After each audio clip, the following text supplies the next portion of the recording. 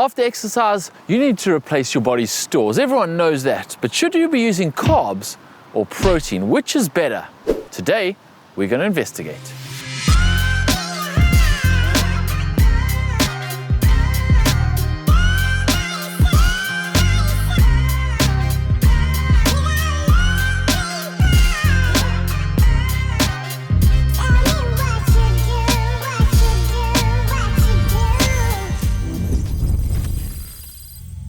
All exercise consumes energy from both your system and from your working muscles, and you need to replace this energy from your diet.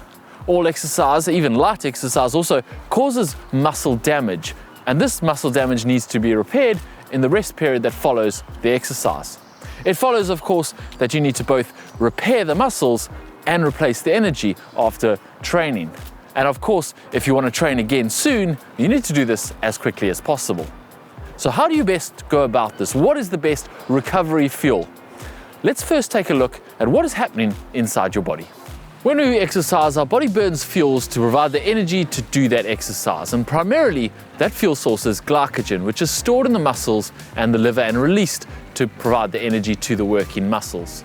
You will also use fat as a fuel source, of course, but this is more of a slow process, and generally you've got enough fat reserves to keep you going for a long time, and they're not going to limit your subsequent training, so we're not going to talk about them here today. Also, the higher intensity you go, the more you rely on glycogen as a fuel source.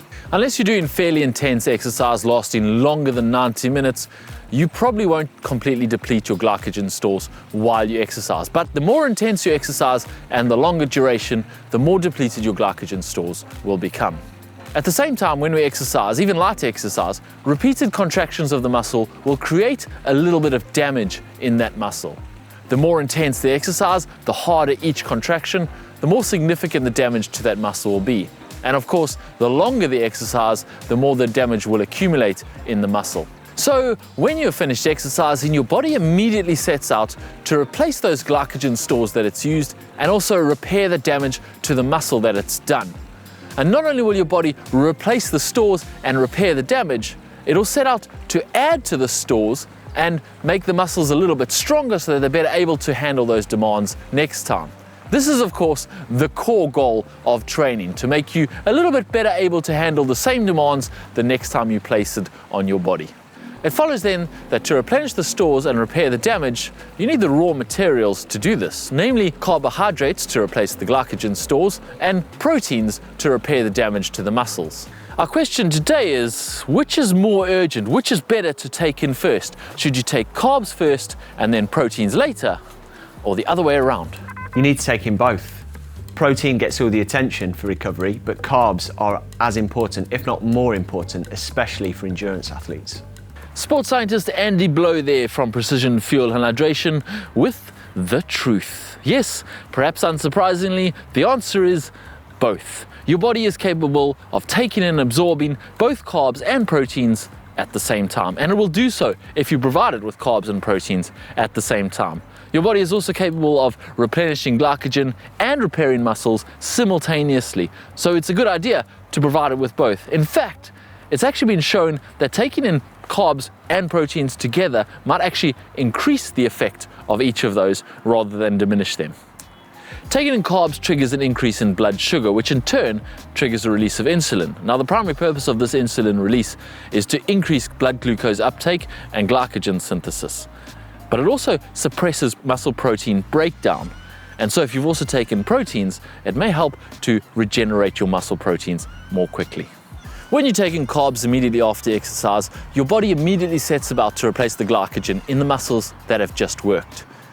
And the sooner after you exercise you take it, the more priority your body puts on replacing the actual muscles that have just worked, a window of opportunity, as it were. Now, it used to be thought that this window of opportunity was pretty small, and these days scientists are actually aware that it's significantly larger than originally thought. But still, the sooner you take in those carbs, the sooner your body and more rapidly your body can replace the glycogen. So if you're looking to double up your training days, best you get eating. An interesting point that the science has proven is that the type of carb that you eat doesn't really matter so much as getting the right amount in after exercise. Thanks, Andy. But what about proteins?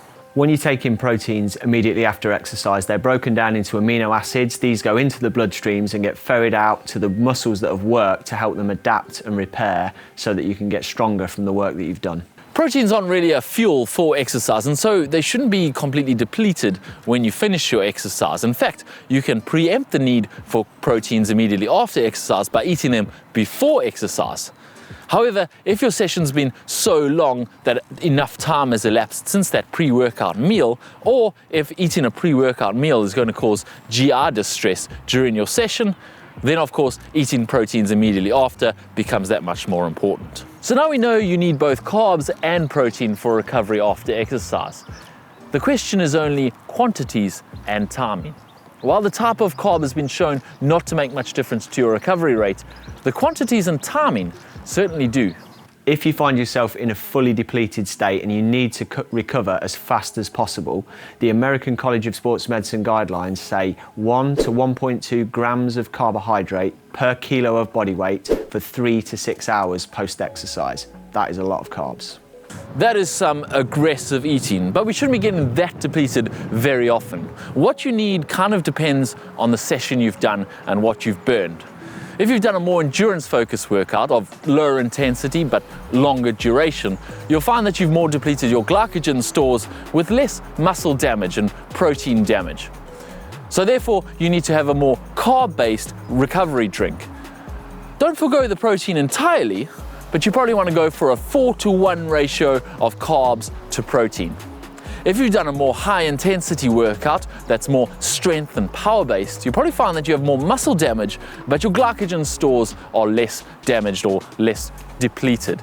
In this case, you need to err on the side of more protein. Still going to have a higher total carb content than protein, but more 3-to-1 or even 2-to-1 carbs to protein ratio. As a starting point, after most sessions, something like 1 to 2 grams of carb per kilo body weight and 0.2 to 0.4 grams of protein per kilo body weight immediately after the session is a good starting point. Follow that up 60 to 90 minutes later with a proper meal containing more carbs and more protein.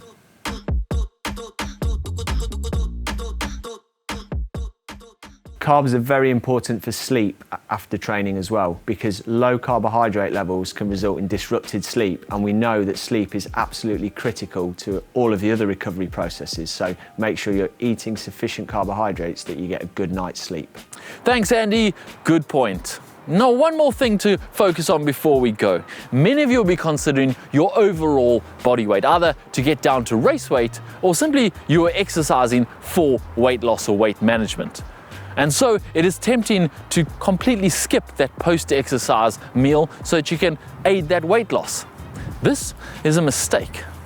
While your body is depleted from exercise, it will indeed dip into your fat reserves to replenish those muscles that have just been worked, which sounds like a good thing. But while your body does this, it will also learn that it has to get through long periods of serious depletion and even exercise in a seriously depleted state.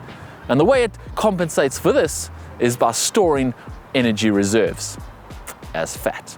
The next time you eat, which you eventually will, your body will squirrel away as many of those reserves as possible for the next time you deprive it of energy for hours and hours after exercise.